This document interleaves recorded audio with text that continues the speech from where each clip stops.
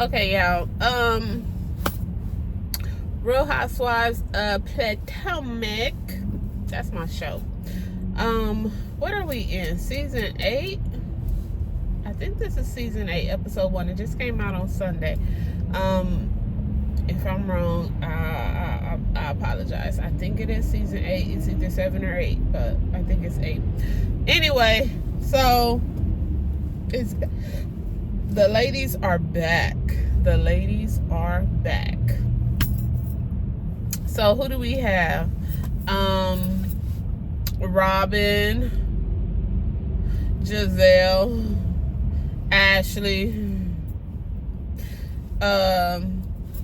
Karen, Wendy, Candace, and sometime Patrice or Catrice.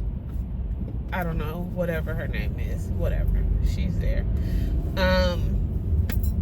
But the cast is back. So they didn't get rid of anybody.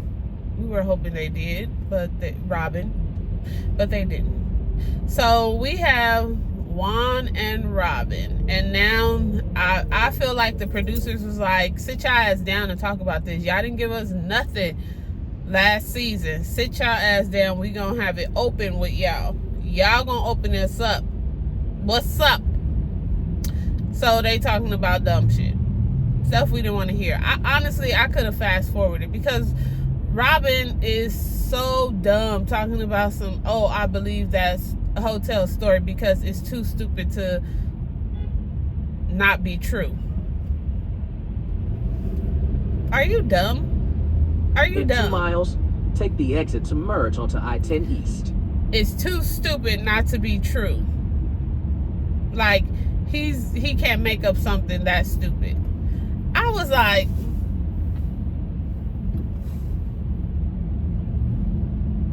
that is the dumbest thing to say. Whew. Excuse me. I know you wouldn't think that you got a smart man, an intelligent man, a man that wouldn't make up a lie that stupid, that couldn't make up a lie that stupid because he's so intelligent that it would have to be something else. So it had to be true because there's no way that stupid ass shit that you telling me is a lie. If you don't get out of here, get out of here. Get out of here, because no. So they talking about that, and then he talking about going to the nail shop and all that kind of stuff, like why this is Coach Bree or whatever, I think her name is Coach Bree. Why couldn't they be going to the nail shop or whatever? Like people why are y'all two going to the nail shop when you got a whole wife? I'm pretty sure she gets her nails done. Why you can't go to the nail shop with her? Why are you going to the laundromat with another woman anyway? The nail shop, the laundromat, I don't care. Why? Why are you doing that? It's just real disrespectful, real rude, real inconsiderate of your wife. Like, I just really didn't understand that. And Robin's trying to talk about it, but you know, she don't really want to talk about it, and she damn sure know that Juan don't want to talk about it. But because the producers and the show and Andy and everybody else was like, nah, we ain't about to do this. Y'all about to talk about something. Y'all ain't about to give us nothing at all. The tables have turned, and they said, you about to talk. We about to do something. You talked about everybody else stuff all last season, and you had all of this going on, but you didn't want to talk about none of this. You didn't want to talk about this, but you had this going on, and you was talking about everybody else. Like, no. So you could tell that this was a producer setup for them to sit down and come to us with the BS. And I'm just like, Robbie, you're stupid. You gotta be the dumbest person ever. Like, stupid. And I just, you know, whatever. So them talking about that was like, it really meant nothing to me. It really meant absolutely nothing to me because it was already out there. The story had already been told. Like, so for them just to keep her on the show so they can get that little bit of tea from her that was already out, The only thing that they wanted was to hear it from the dog's mouth. Juan. But anyway, let's move on. So then we go to I don't know which steps it is, but we have Karen, Wendy, and Candace. They're sitting down to dinner.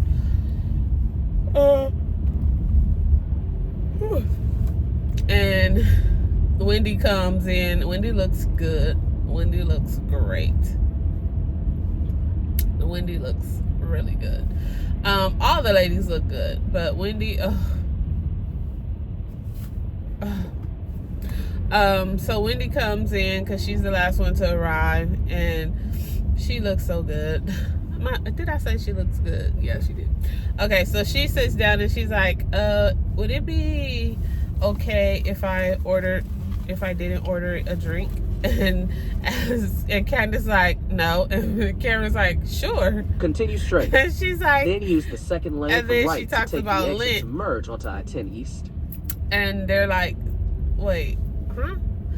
And then she's like, oh, well, Lent is over, but I've just gotten used to not drinking during Lent or whatever, because that's what she gave up. Oh my God, it's so much.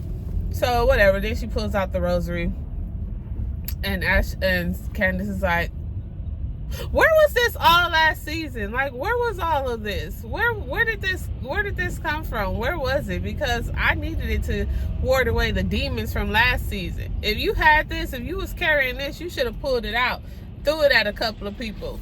This what you should have been flaunting around all this time instead of them 5-6 degrees. You should have been tossing this around at them hoes. Give them that. Hello. Yeah, pull that out your bag and threw it at their face. That's what you should have been doing. Come pulling this out now all of a sudden. So I was just like, that is so true, because where did that come from, Wendy? Like, where did you just... But anyway, I digress. Whatever. So they're just having their little dinner and going back over little things. I actually I might have missed half of their conversation. Besides that, I might have missed parts of it. But then we get to Giselle, and she's talking about her dating Jason, this 16-year younger guy. 16-year age difference, with him being the younger. But yeah, him being the younger of the two at 16 years younger than Giselle. And he's in there and he's cooking or whatever, and her daughters are there. One of her daughters is going to college, and the other one was in there, and they're talking, and Giselle is just like so desperate. Ugh. She's like talking, and the way she's talking and certain things that she's talking about is like, why are you talking about that with your daughter sitting right there? Like, I mean, I know there's a time where you don't hide stuff from your kids. Your kids are old enough. Use the second lane from right to take the exit to merge onto I-10 Your kids are East. old enough to hear and understand certain things, and of course they know I'm a woman. This is a man. Of course, you know what women and men do in their spare time. But why are you talking with this like this? And it was just like, it wasn't even that she was talking about sex. She was really talking about weed. And her daughter was like, yeah, she knows how to make, I think she said pasta and brownies and cupcakes and stuff like that. Like, she knows how, that's what she knows how to do or whatever. And she's like, use the left lane to keep left, merge onto I-10 towards Santa Monica. Being Giselle, like, what? Girl, shut up. But yeah. Keep left. So Then keep right to merge onto I-10 toward Santa Monica. Yeah, we're gonna just have to. Use the right lane to keep right to merge onto I-10 toward Santa Monica. Oh, you want me to go this way, huh? It's gonna be the faster way. No, I think I want to go that way. I think I'll just go this way. Keep right. Time they gonna give me. Whew.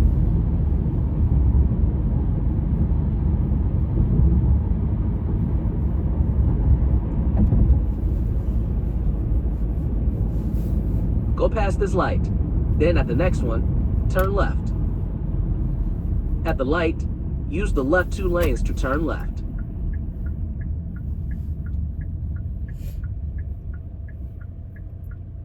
Oh. Turn left. So yes, so she's talking and they're in there cooking and he's cutting up, the salmon. Giselle strikes me as one of those women that when she gets a man, she literally acts as if she doesn't know how to do anything. Like, you have 3 daughters and she's literally in the kitchen like, do we put the gloves on now? Did we do this now? And it's like, girl, what? Stop acting dumb. You know those women that do that, and it's so annoying when they do it. It's so annoying because in 3/4 of a mile, they want to turn be right so onto South Hoover Street. Delicate, so oh my God, you do everything for me. Like, damsel in distress. That is a perfect word. They want to be so damsel in distress that they will act like they know how to do nothing. Stuff that they've been doing for years upon years upon years for themselves, because of course Giselle, yes, their dad is there, but their dad is not there like that. So stuff that they've been doing for themselves for years upon years, now all of a sudden it's damsel in distress because there's a man around. So now you're acting as if you don't know anything, you're not familiar with anything, and oh my God, I need help with everything. Like, that's how she strikes me as. So I could just, and especially because this is a young guy, I could just see it, that's all she's doing, is that she is literally, oh my God, can you open up this can? Oh my God, can you open up this jar? Can I open it? Oh my God, I gotta get into the gym. I gotta work out. That's what she strikes me as. Weak for a man. Weak for a man. So I don't know. Maybe we'll get something out of Giselle this time. I don't know. But I think they told her too, you gotta give something. You cannot be, everybody cannot be giving and you give nothing. Because the scenes that they had was of them trying to give something, and Wendy, Candace, and Karen were just chilling at the table, drinking and having a good time, a good kiki about stuff that happened last season. But these 3, they had to give something. They had to give something. So then we see Ashley, she's moved into this house and she's like, I got my own house and blah, blah, blah. But Michael's name is on the mortgage. What? Bitch, what? Why are you saying your own if that's not the case? Like, stop being dumb. Why do they say dumb stuff? I'm just so confused because it's like, go past this light. Then at the next one, then it's not right. your own. You're talking about, oh, I got my own. Oh, Michael's not involved in this, and he is. And then she's like, oh, I stay at home. It's like, and I'm looking at her, and the son is on the counter pulling up the other son, and I'm just like, girl, turn around and get your kid. Like, there's a window right there. Like, he's pulling up the other boy, but there's a window right there. And I'm just like, oh my God, get your kid. Then she turns around, she's like, oh, are you helping him up there? Get your kid, get him down. I was just like, what? What is going on? Why are you just watching him pull him up there on a counter? And then she's like, you know, it's so hard. I'm just there. I'm by myself. I take care of my kids by myself. And then they show a whole nanny. She has a whole nanny. Like, come on, stop playing with me. Stop playing with me. Turn right. Stop playing with me. Talking about some you do everything on your own. You do everything solo. First of all, you still not divorced. Can we understand that? In 3/4 still of a not mile, divorced. turn left onto West 8th Street. Your husband's name is still on the document, still on the paperwork. And you have a nanny. Everything that you said is going on is not going on how you're trying to explain it to us. Like, stop being dumb, Ashley. Stop thinking that we're dumb. Stop trying to be these independent women if you're not independent. It's okay. It's okay. Nobody's mad about that. Like, nobody is going around and talking about, nobody is upset about having a man to do certain things, or having a man that affords you the life to have a nanny in your house. Like, who's complaining about that? Who's mad about that? Who wouldn't want that? Like, who is not happy with having a husband or soon to be ex that can afford you the lifestyle where you don't have to do extras? You can literally be a mom to your kids, and you can actually relax sometime and let the nanny do the heavy lifting. Who's mad about that? Like, you're saying it like it's a bad thing, and I don't understand why you're saying it like it's a bad thing. So fast forward to the end of the episode. They have a intervention with Giselle, Ashley, Patrice, whatever, and Robin. So Robin gets there last, and they're still talking about Giselle's house. There's always construction going on in Giselle's house. Like, Giselle's house is never complete. So we hope that I don't know. I really don't know. Whatever. So let's get to the conversation. Robin arrives, and then all of a sudden they're like, okay, so we want to talk. And then Ashley, first of all, Ashley had so much to say. Then all of a sudden she didn't have anything to say when he got there. Patrice didn't have much to say at first. So then they're like, okay, Giselle, go ahead and start it off. So they start talking about it, and they start asking her about all the stuff that's going on the vlogs, in the news, or whatever. Like, what's going on? Like, why? What do you think? And so Robin gives them the same story of, about the stupid ass, go past this light. Then at the next one, turn left. People are dumb. Why would you be running across the street on a hill? People can't see you coming up that hill. At the light, turn left onto West 8th Street. They talk about, they literally talk about, Robin gives them the story, the same story that they were talking about in the opening. How, he paid for the girl's hotel and blah, blah, blah. And they're like, do you believe that? And she's like, yeah, because he wouldn't be that stupid enough to say something so stupid. And they're like, okay, so this going to the nail shop, this going to the laundromat, this being seen in the nail shop and the laundromat, what about that?